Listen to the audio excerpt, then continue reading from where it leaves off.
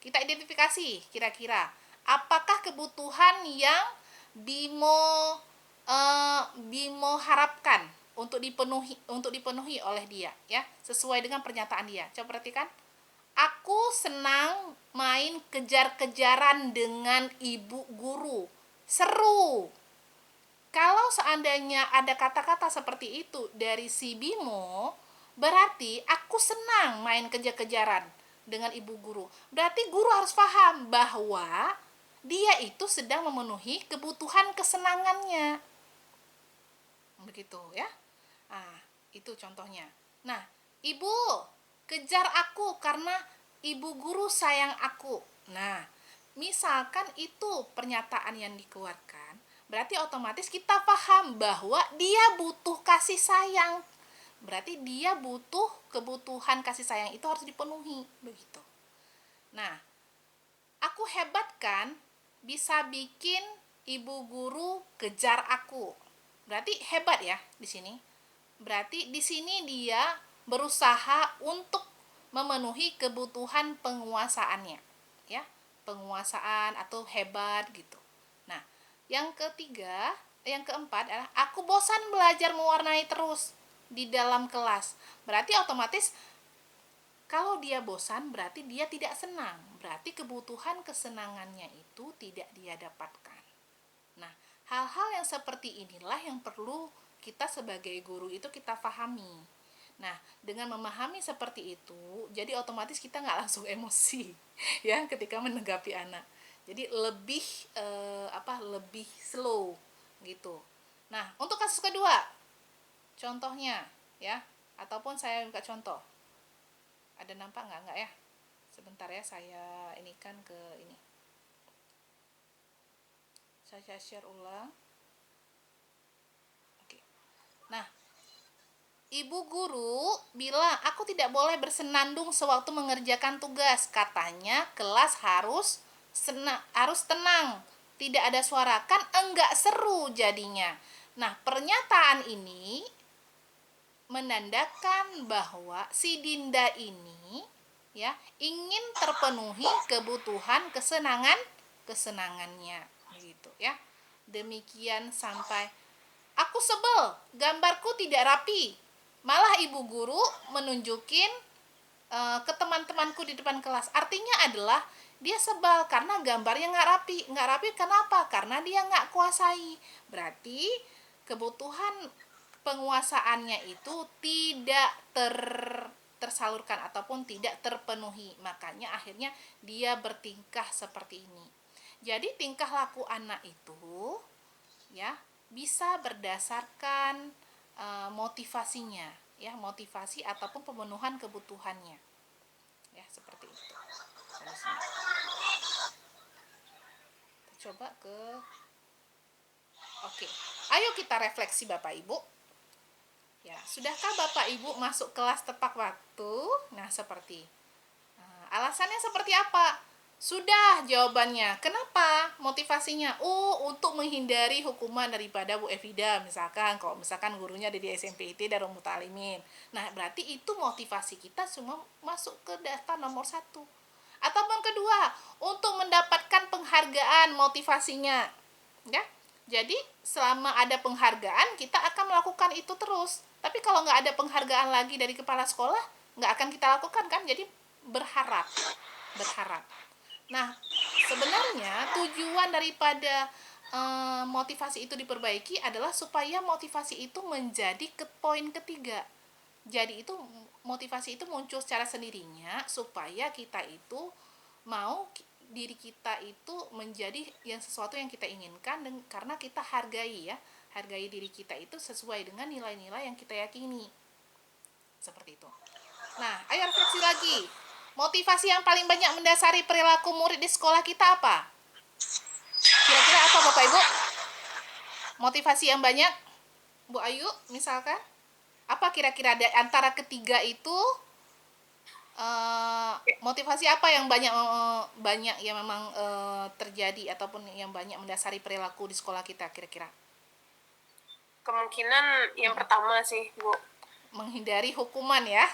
Nah, menghindari hukuman ataupun menghindari ketidaknyamanan mereka. Kalau menurut Bu Rizky gimana, Bu Rizky? Bu Rizky? Ataupun Bu Cuk Laila, gimana poin keberapa kira-kira motivasi perilaku yang ditunjukkan oleh siswa kita? Kalau pribadi sih, kalau pribadi sih Bu, untuk menampakkan bahwa kita seorang guru itu juga maksudnya harus disiplin gitu. Jadi dengan kita disiplin waktu tadi, jadi anak-anak bisa mencontohkan gitu. Iya, ya kalau misalnya Mencontohkan dari kita. kalau itu Itu mau kalau itu pribadi sih. kalau misalkan pribadi Bu Culaila sendiri maksudnya kemana? Apakah mau menghindari ketidaknyamanan karena nanti misalkan Ya itu kok tadi Bu, untuk supaya anak-anak itu bisa contoh. anaknya bisa contoh, berarti kitanya sebagai contoh, contoh teladan, Iya, ya sebagai sesuatu yang kita iya. inginkan. Berarti Bu Culaila di poin nomor 1 itu sudah masuk ke dalam motivasi yang ketiga ya, supaya kita bisa membentuk diri kita yang menjadi contoh bagi anak-anak. Nah, kalau anak-anak sendiri, kalau misalkan anak-anak sendiri Bu, perilakunya didasari oleh apa biasanya anak-anak kita nih? Karena kita sifatnya daya ya. Maksudnya kemana? Apakah karena mereka menghindari hukuman? Yang kedua karena mereka ada sebagian mau mendapatkan imbalan penghargaan? Ataupun karena memang mereka ada sebagian mau menjadi diri sendiri yang disiplin? Kayaknya sih lebih menghindari hukuman ya Bu, kalau Ya, menurut Cut. dominan ya. Karena kita memang sifatnya boarding gitu ya. Oke, oke, oke. Ada Bapak ya Ibu yang lain yang mau berkomentar? Bu Hawa, silakan Bu Hawa.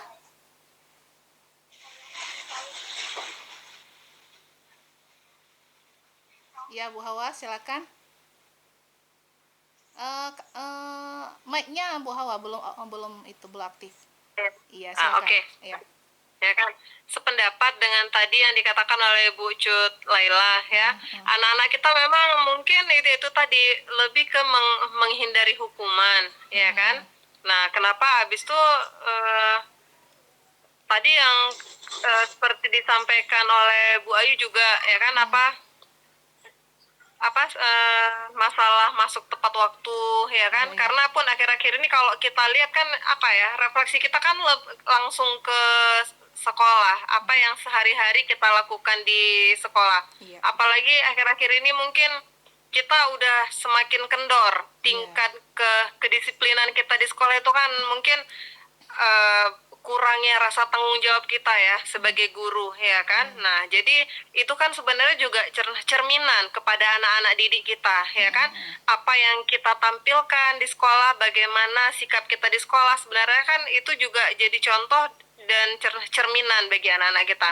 Kalau misalnya kita santai, masuk telat-telat, jadi siswa-siswa kita kan juga udah ya nggak apa-apa, kita telat-telat aja. Guru pun masuknya telat-telat. Nah, jadi kan guru kan digugu dan ditiru, ya betul, kan. betul. Nah, tapi ketika anak telat, kitanya marah-marah. Tapi kitanya telat, terus ditegur sama anak, kita juga marah juga, ya kan. Nah, berarti jadi ya, jadi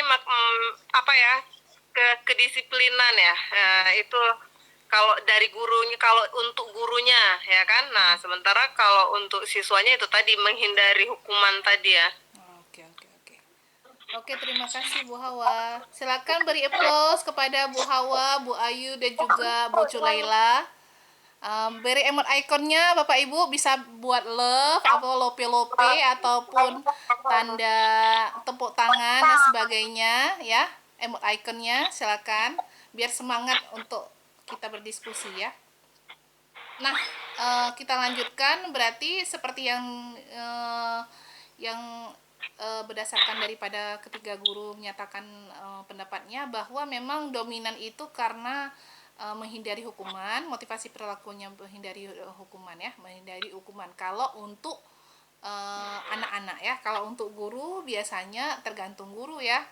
Ada yang memang sudah memang tahapnya adalah eh, sudah memang mau membentuk diri menjadi sesuatu gitu sesuai dengan nilai-nilai kebajikan yang dia inginkan. Nah, bagaimana sekarang strategi kita agar motivasi perilaku si anak tersebut itu berubah menjadi intrinsik? Nah, bagaimana hasilnya? Jadi, nilai-nilai kebajikan apa yang Anda berusaha tanamkan kepada siswa? Ya. Bagaimana kira-kira cara kita untuk motivasi perilaku si anak itu bisa merubah menjadi intrinsik ya? Berarti salah satunya seperti yang sudah disebutkan bahwa dengan kita menjadi teladan, ya, teladan bagi siswa itu, jadi otomatis ada contoh. Jadi sesuai dengan kata Ki Hajar Dewantara bahwa kita bisa menjadi teladan bagi siswanya. Berarti kita bisa menjadi contoh dalam kehidupan sehari-hari. Nah, nilai kebajikan apa yang berusaha ditanamkan pada murid? Ingat, nilai kebajikan yang berusaha ditanamkan oleh pada murid tak lain adalah dimensi profil pelajar Pancasila. Nah, Bapak Ibu bisa perhatikan di sini posisi kontrol guru, ya, posisi kontrol guru di mana guru itu bisa berperilaku sebagai penghukum, bisa berperilaku sebagai pembuat rasa bersalah, bisa sebagai teman, bisa sebagai pengontrol ataupun pemantau, dan bisa sebagai manajer dalam kita menyikapi hal ataupun tindakan anak. Contoh, nah, penghukum, ya, penghukum itu sifatnya pasti motivasinya ekstrinsik kan, berasalnya dari luar kan. Nah, misalkan kita itu memberikan hukuman ke anak, misalkan anak itu melanggar, berarti kita berikan hukuman. Berarti motivasi yang muncul itu kan motivasinya dari luar anak, bukan dari dalam anak. Jadi sifatnya itu motivasi ekstrinsik. Nah, ada lagi ya, mungkin agak kecil ya. Nah, ini. Nah, posisi guru sebagai pembuat rasa bersalah. Nah, guru itu bisa jadi bagaimana cara guru itu membuat rasa bersalah dengan mengkritik, ya, dengan menyela, dengan menyalahkan. Itu salah satu posisi kontrol guru ketika guru menghadapi siswa ataupun ketika menyelesaikan permasalahan dengan siswa. Ada lagi guru sebagai teman. Nah, saya yakin bahwa dominan guru SMP IT Darul Alamin itu memposisikan sendiri itu biasa dominan sebagai teman ya, untuk friendly dengan anak-anak supaya anak-anak betah di daya dan sebagainya gitu ya. Tapi ada keadaan di mana di satu segi ataupun terkadang kita juga menjalani ya kontrol sebagai penghukum dan juga kontrol sebagai pembuat rasa bersalah yang terkadang. Nah, juga ada lagi guru keempat yaitu tugas posisi kontrolnya adalah sebagai pengontrol ataupun pemantau. Cuma memantau saja gitu. Nah, yang terakhir adalah guru sebagai manajer. Nah, bedanya adalah ini sifatnya itu penghukum ini sifatnya memunculkan motivasinya ekstrinsik dari luar. Pembuat rasa bersalah juga memunculkan sifatnya adalah ekstrinsik. Ya, motivasi ekstrinsik. Nah, teman juga sebagai motivasi ekstrinsik. Dan juga pemantau juga sebagai motivasi ekstrinsik. Jadi salah satu ya posisi kontrol yang akan bisa membuat si anak itu berubah motivasinya menjadi motivasi ekstrinsik adalah dengan kita sebagai manajer, Bapak Ibu. Nah, bagaimana kita sebagai manajer? Nah, manajer itu bagaimana caranya? Mengcoaching, ya, memberikan pertanyaan-pertanyaan kepada anak ketika kita menyelesaikan suatu permasalahan dengan anak. Mengcoaching pertanyaan-pertanyaan step by step sehingga mereka menemukan sendiri jawaban dari pertanyaan yang kita ajukan. Jadi mereka yang bermasalah, mereka menemukan sendiri jawaban dari permasalahannya mereka itu dengan kita berikan pertanyaan-pertanyaan alias kita mengcoaching. Jadi posisi kontrol yang diharapkan sekarang adalah posisi kontrol guru sebagai manajer untuk dapat membangkitkan siswa itu motivasi intrinsiknya. Nah, contoh Bapak Ibu coba perhatikan dulu di sini. Nah, ada seorang guru menggunakan hukuman fisik melalui verbal orang-orang menjalankan posisinya sebagai penghukum senantiasa. Misalkan, patuhi aturan saya atau awas pernyataan. Berarti itu sebagai penghukum, ya. Kemudian selalu yang terakhir selesai. Pasti kamu yang selalu terakhir selesai. Kamu selalu saja salah. Jadi itu adalah kata-kata yang melambangkan bahwa kita itu posisinya sebagai penghukum. Begitu ya. Menjudge ya, kalau kita bilang judging ya, kata-kata keren sekarang ini.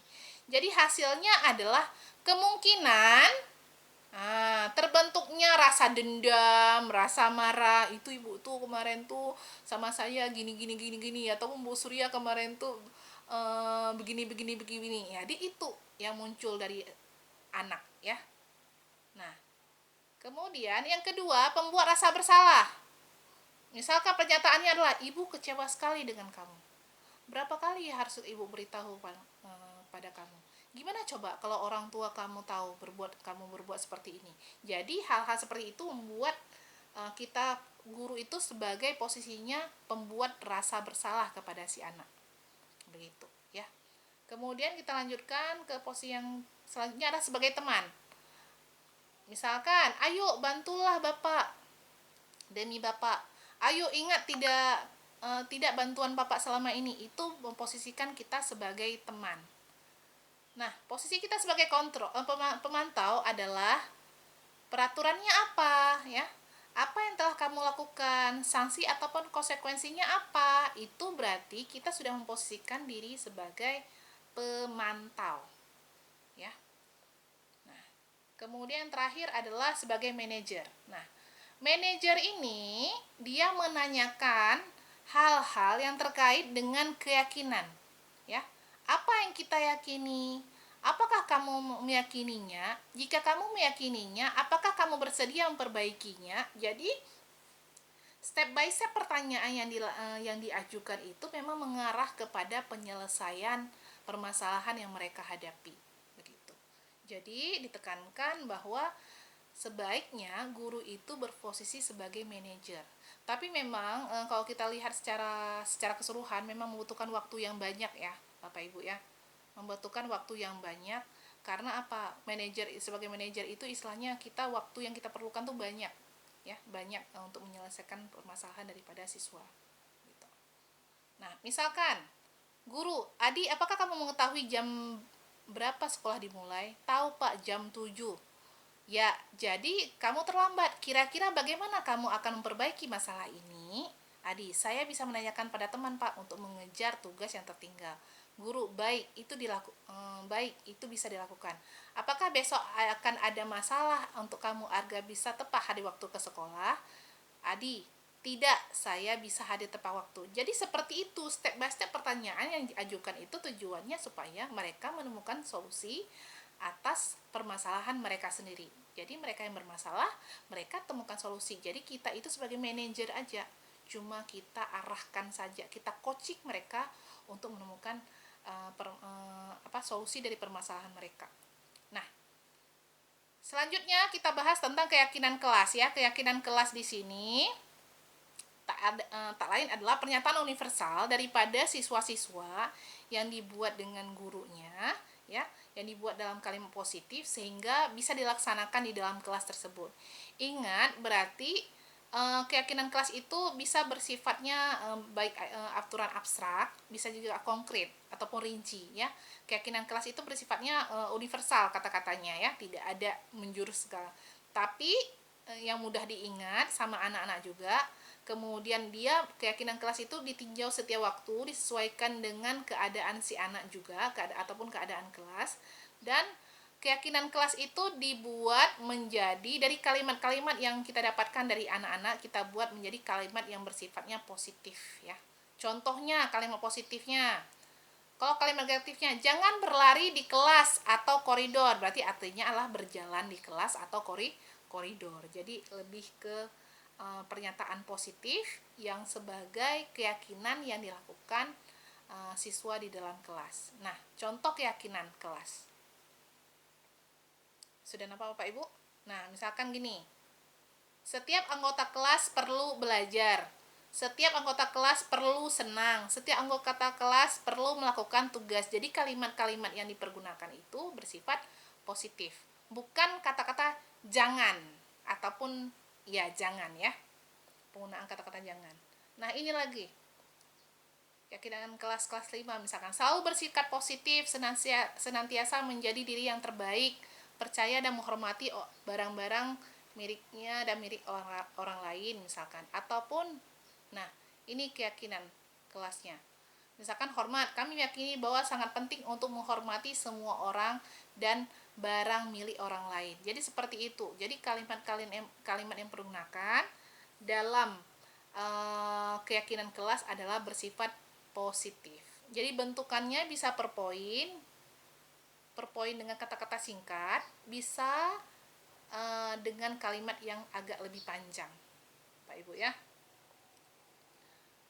Kita bisa buat di tiap kelas ya, setiap kelasnya. Jadi kontrak belajar, kalau kontrak belajar ataupun misalkan kita bilang kontrak belajar itu kan dibuatnya itu berdasarkan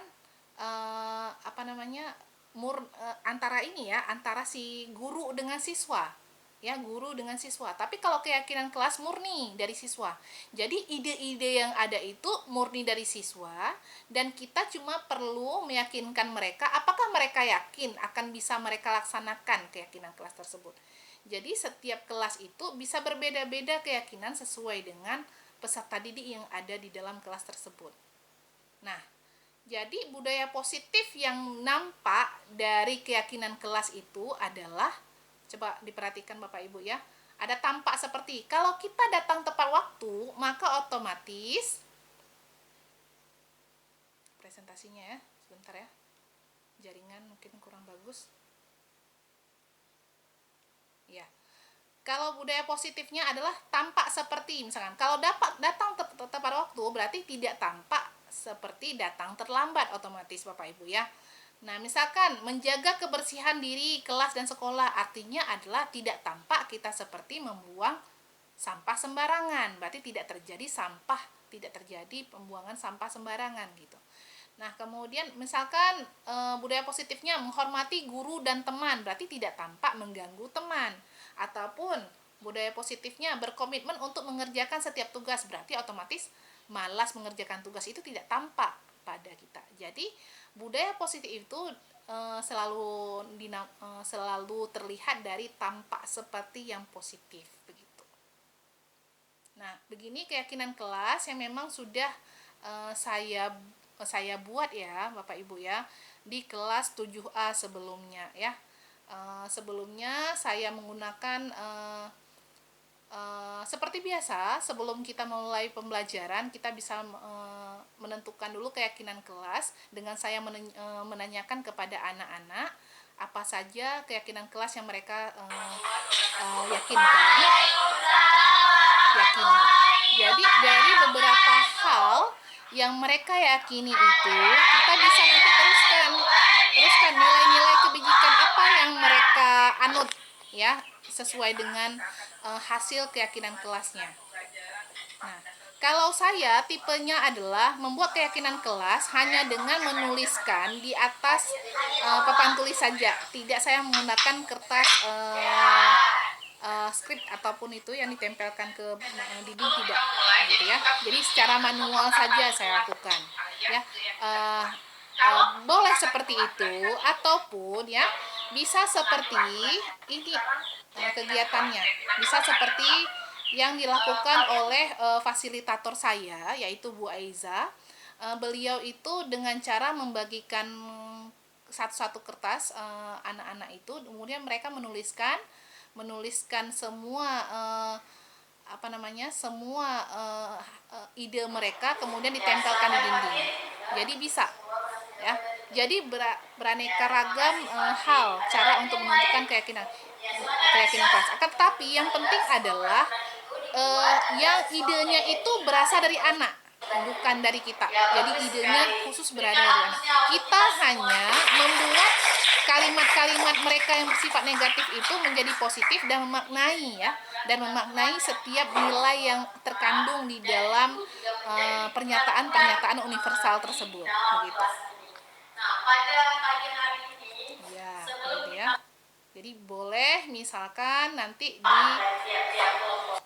di tiap kelompok dan sebagainya ya, Bapak Ibu ya. Mengingat waktu kita padankan ini dulu. Ya. Boleh seperti ini, ditempelkan, kemudian nanti tempelan hasil pernyataan universal diberikan ditentukan nilai ya, nilai universal apa saja yang ditentukan. Misalkan kita di keyakinan kelas yang kelas 7 ya. Di kelas 7A masuk tepat waktu ya. Itu berarti mana nilai yang ditekankan, berarti nilai disiplin ya, menjaga kebersihan, berarti itu ke nilai kebersihan. Nah, izin ke toilet secara bergantian, berarti itu nilai menghargai di situ. Nah, saling bekerja sama ya, berarti otomatis ada nilai gotong royong di situ ya. Kemudian mengerjakan tugas, ada nilai tanggung jawab di situ ya. Kemudian ada lagi atribut lengkap, berarti ada nilai disiplin di situ. Jadi seperti itu kita buat nilai-nilai berbentuk keyakinan kelas, Bapak Ibu ya. Oke, saya ini kan terus.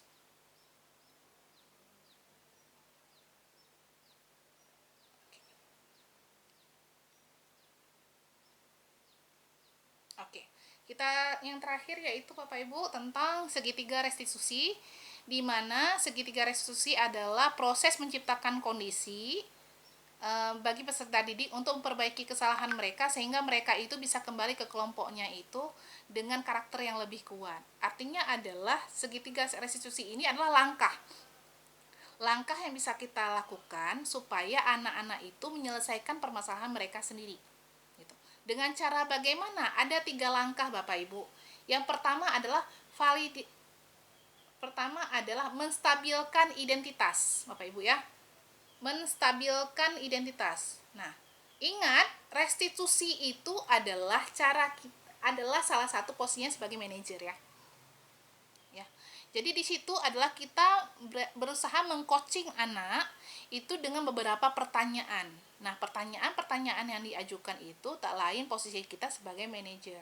Nah, di sini adalah langkah pertama adalah menstabilkan identitas. Bagaimana cara menstabilkan identitas? Ada pengakuan terhadap apa yang mereka lakukan itu adalah wajar, manusiawi, bisa diterima begitu. Jadi ada pengakuan terhadap identitas mereka. Jadi nanti setelah terjadi restitusi ada terjadi perubahan identitas dari identitas gagal berubah menjadi identitas sukses nanti. Ya. Artinya adalah identitas gagal misalkan ya. Pertanyaannya adalah setiap orang pasti pernah melakukan kesalahan. Nah, itu adalah pengakuan kita bahwa setiap manusia itu pernah melakukan kesalahan. Jadi itu adalah menstabilkan identitas. Jadi identitas gagal dengan sukses itu kita stabilkan ya, kita jembatani artinya.